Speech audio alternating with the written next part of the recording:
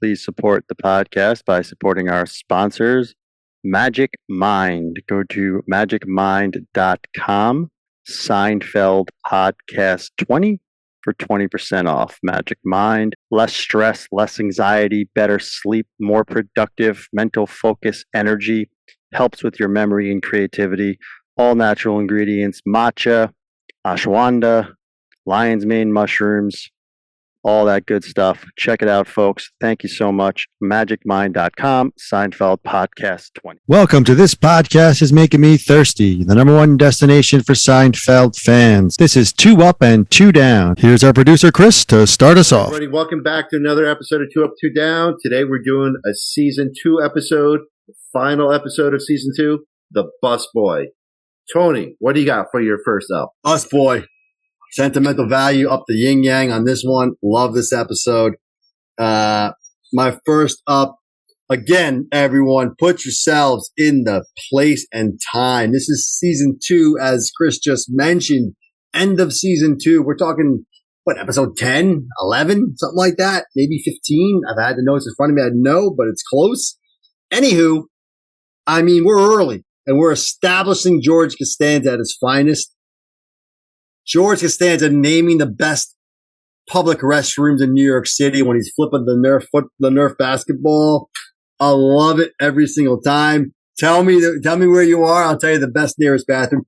As someone who's been in this, every time I've had a job in the city, I have scouted the area for the best public bathroom. I never went to the bathroom once in my office where I worked on the floor. I've always had several places to go throughout the city within a 4 or 5 block radius, where to go, scattered out, where to hit. George nails it every time. Yeah, the Met, tell him I said, love it. It's Costanza at his best. Always comes back to restrooms. One of my favorites, sets the tone for Costanza throughout the rest of the series. That's my up. Yeah, as we learn later on, 1 ply, they haven't improved toilet paper, 1 ply, 2 ply, bathrooms at the Yankee Stadium should go down to the ground. So yes, George knowing his bathrooms, great up. Chris, what's your first up here? Yeah, the bus, interesting. Final episode, only 12 million people watched the Busboy. 12 million. They barely got okay, folks. 30 million watched the Frogger, 12 million Busboy. Leave it at that. I got a lot of ups, and I want to be a little different here, and it's the little things. But this scene after everything happens, right? And Jerry's on the phone with George back at the apartment. You remember this? And Kramer comes in, and Kramer keeps talking to Jerry, and then Jerry keeps translating what Kramer says, and I just love it. Like Kramer giving him all the answers, and why don't you just call him? Like. It's just, I don't know. That's back in the day, no cell phones. Like, just you're calling somebody who's at someone's house, and the main guy is kind of translating for you about the busboy. Should we go look for the cat? The whole thing. And it obviously transpired. If you're not familiar, those listening, obviously George and Kramer went to the apartment, cat got loose, the whole thing. And then back at the apartment, Jerry and George on the phone. And Kramer interceding, just brilliant, small stuff, but that's the stuff that hooked me on this show. So that's my first up. Tony, over to you. What's your second up? Love that. Why was he the one that's supposed to open the door? Jerry's back and forth the door. I love it. Wrote it down as well. Now, I couldn't tell if you gave one of my ups in there. I don't think you did. You kind of touched on it, but I think I'm going to use it anyway. And I'm going to save the matzo ball for my grade unless you take it. But I actually, this is early. This is early Season 2. This is literally, if I had to, I'm using memory here. I'm not doing any notes here, but I'm pretty sure this is really the first time it's George and Kramer together doing their thing. When they go to that apartment, it is unbelievable. George with the hat. Kramer's not quite Kramer, but he's like 80% there. The hair's starting to be there. His clothes aren't quite there, but he's got the Harley Davidson shirt. He's almost Kramer, but he's so close. And with George with him, with the green hat, the whole thing, I mean, it's unbelievable. And Kramer knocks over the lamp, and George and Kramer are together. It's the whole. I just love that scene. Talking about the cat. Oh. Love it. Absolutely love it. These cats, they got the things in their head and everything. It's so good. It's literally building. I feel like Michael Richards is like building Kramer in that scene, that what he's going to become. There's so much going on there. I mean, I've said it 3 times. George's hat alone, with the pom pom on top. I absolutely love it. I mean, they're outside and George is like, Kramer's like, what am I going to say? I'm not an idiot. And that's like, it's literally like where George and Kramer start to go with things. I mean, early on, before this, if you watch, there's episodes where Jerry says to George, take the cane out. George and Kramer aren't there yet. They're not quite connected yet. This starts it, which leads into the airport, which leads to the things we love, the bottle of wine and the dinner party. All of that stuff. It starts with this episode with these 2 guys. Love it, love it, love it. That's my up, the George and Kramer scene. Totally agree, because I have it written down. Kramer at Antonio's apartment. So great point there. Chris, over to you. What do you got for your up here?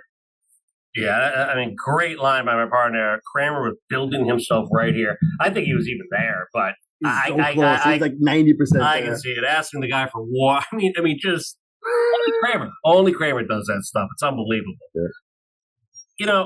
We talk a lot on 2 Up about guest stars, about the Big Four, about this. I'm going to do a little different twist here.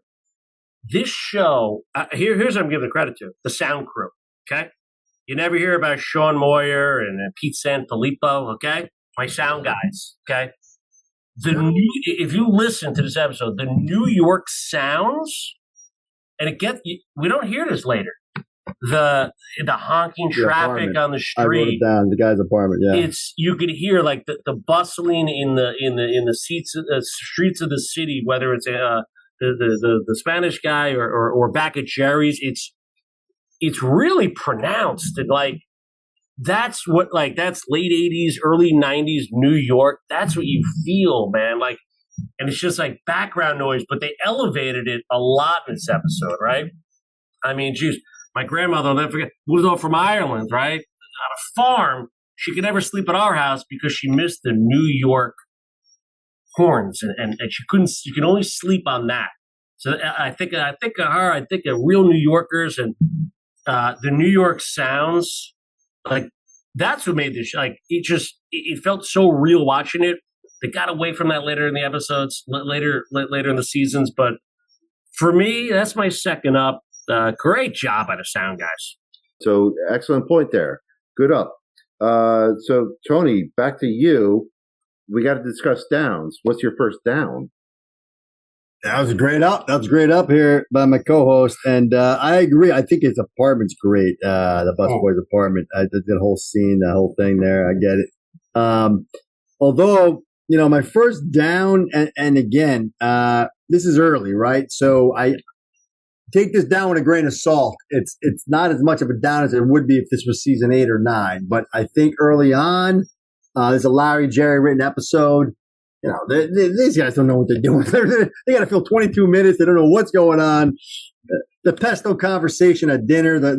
I mean, it's basically a cold open. This is what I mean by the later seasons kind of took this kind of stuff and thought it was like, let's do a cold open about nothing. But what Larry and Jerry would do was just literally just writing dialogue. Like, where's pesto? Everyone likes pesto. Oh, what's pesto 20 years? The whole thing, it's the pesto of, that whole conversation. I mean, if I'm going to give it down, I have to be fair. It's not great, but it's a conversation. It's dialogue. It's Jerry and Larry just writing, episode, whatever this is, 12 or 13 right there.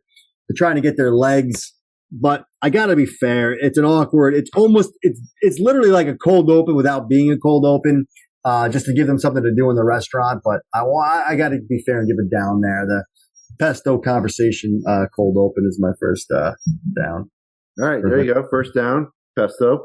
Chris, over to you. What do you got for your first down? Yeah, had that as well. Not a lot of downs here, so hopefully, and a lot of these might be nitpicky, but.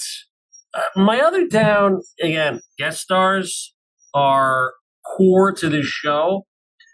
And Elaine's boyfriend, I don't know, didn't do it for me, Eddie. It was kind of weird. They showed him, but they didn't show him.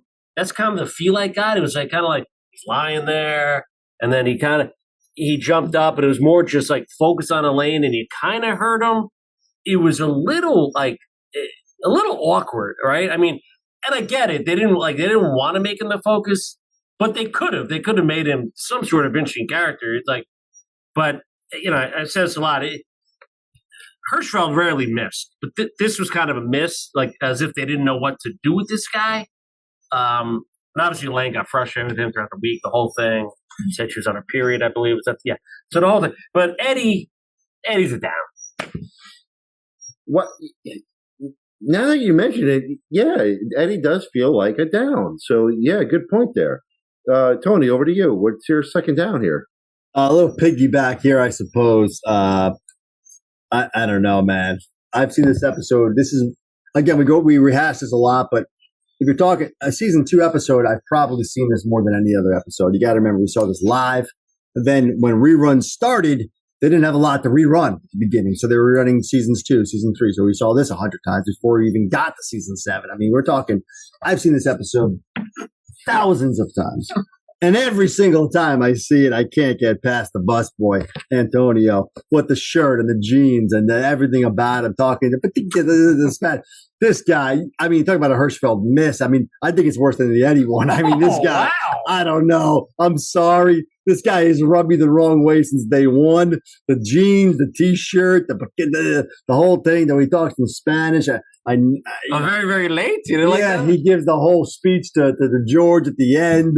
I mean, I can go back and forth with this guy, but I gotta find downs, and I always land on this guy as my down in this episode, and it's probably not fair. It's early on; they're grabbing people from left and right. It's not like everyone's like knocking down the fence to be a Seinfeld guest star at this point. So I give the guy credit. Love to have him on the podcast, but I don't know. He's my down. I mean, I'm sorry. He's my down. That's my down. I just don't feel as strong as you do as Antonio being a down. But listen, you have your reasons, and we're going with that. So, Chris, over to you. What's your second down here? Yeah, La Puerta is open. I'm starting today. He's so happy that he gets in a fight with Eddie. I mean, you could sway me to being up. I swear. That's how much. Yeah, and even that last kind of scene, like, what, Eddie's coming up. This could be my down. I'm working my downs. It's some downs here, whatever that means. But, and maybe it's because it's so pronounced. And it's a nitpick. And it's things, of course, Seinfeld trivia nerds are going to notice the whole thing. But there was so much activity at the door. Apartment 3A, we all know. What? And I don't know the answer. Maybe my trivia partner knows. Why'd they ever switch to 5A? Like, why not keep 3A there? Yeah, I was fine with it. I don't even know what you're talking about. No rhyme or reason. Oh, really? Yeah. In this episode, Jerry's apartment, the door says 3A. I ain't missed the trivia, instead of 5A. So I always notice it, and they do it in the early season, and then they eventually move on to 5A. So find out about that 5A. Interesting, but slight down because obviously they move off it. But I always wondered why. And it's noticeable just because of what you mentioned, the guy leaving and then Eddie fight. There's a lot always going on, and the door's always open in an episode. So 3A always pops out to me. Why they didn't keep it, we may never know. Valid point there. So we're going to wrap this up with grades now. So Tony, the busboy, what do you got for a grade? Yeah, I got 2 grades written down. And we didn't even mention probably the best part about this episode, and I saved it for the grade. This is Elaine's breakout episode. No one's ever beat the Van Wyck. Running around, the guy Eddie, my partner don't like, but that's a great scene. Elaine. I mean, when I saw this episode live, we're watching Seinfeld. It's good. It's great. It's good. It's okay. What's going on here? Not sure yet. It's different. Maybe a little slow. I mean, a lot of, but it had something. It kept bringing us back. Elaine hadn't done anything really yet until this point. And we bring it up in the pen. Starts season 3, early season 3. I love the pen, Elaine. But this was Elaine's breakout episode. She's running around, pants, shoes, don't invent the shoes. The whole thing, putting the pants on, and then the Van Wyck monologue is an all-timer. It's Elaine's breakout. The George and Kramer, as I mentioned earlier, starts it all. This is George and Kramer starting it all. I mean, that's the two of them dynamic. This episode's got a lot going on for it. I mean, it's hard for me to go low. The only thing, and I had it written down as a down, but I didn't use it as my down, is I don't think Jerry gives us enough, which is crazy because it's early and you thought Jerry was the star of the show, but Jerry didn't have a lot in this episode, which is why I can't go too high. I'm bouncing between two grades, though. I really am. And I want to go higher. I do. I really do. I love this episode so much. I love the Van Wyck. I love George with the bathrooms. I love George's hat, the green pom-pom, the whole thing. Kramer, the Van Wyck. B+. Busboy's a B+. I really want to go A-, but I'm going to be fair here. I'm going to give the Busboy a B+. That's my grade for the Busboy. Chris, I'm interested to hear what you got to say. First off, don't sleep on season 2. Season 2 is a great season. Amazing. This finished it. Tony touches the points there. We had somebody all time great season 2, so let's not go crazy here, okay? And he touched on Jerry. We all know my partner's tough on Jerry, okay? I guess I am again. Look what I wrote here. I wrote, Jerry was great, okay? He quarterbacked the whole show. Let me tell you something. You know, everyone loves. Hold on. What I'm saying is, everyone loves Michael Jordan, right? Oh, the score. You forget about Magic Johnson. And I wrote here, Jerry quarterbacked the whole show. He's like the distributor. Elaine, do this. Bring the cam in. He just was controlling everything from his apartment, giving advice. Love Jerry in this episode. It was wonderful. So I'm not knocking Jerry on it, but all your points are vital, are fair across the board. And I'm with you. It's a B+. I mean, yeah, but I'm not. But again, and Elaine, boy, she lifted it up. The New York vibe, the feel, yeah. And maybe those guest stars were a little downers, but you're not turning this one off. Never, you know, it's never. I'd watch this 100 and even the cold open, like just they were foundational. They were eating. They had to set the foundation for the guy getting fired. Did I fire the guy? I mean, what I write here, Elaine. I'm never eating here again. I love that line too to the manager. Like it was kind of funny, and she's like, I didn't really mean that, you know. And Jerry was just there as the rock. Okay, he's the foundational rock. I didn't say anything. Yeah, hey, like I said, he's there dishing out assists. He may not have the big line like everyone needs, but that's what Jerry is. So B+ for the Busboy. What can he say? Season 2. Come on. Well, there you go. Like anybody that, you know, doesn't know season 1, season 2, season 3 that well, this is a perfect revisit for them. B+, great grades all around. I agree. So thank you guys for your ups, your downs, and we'll see everybody on the next episode. Thanks.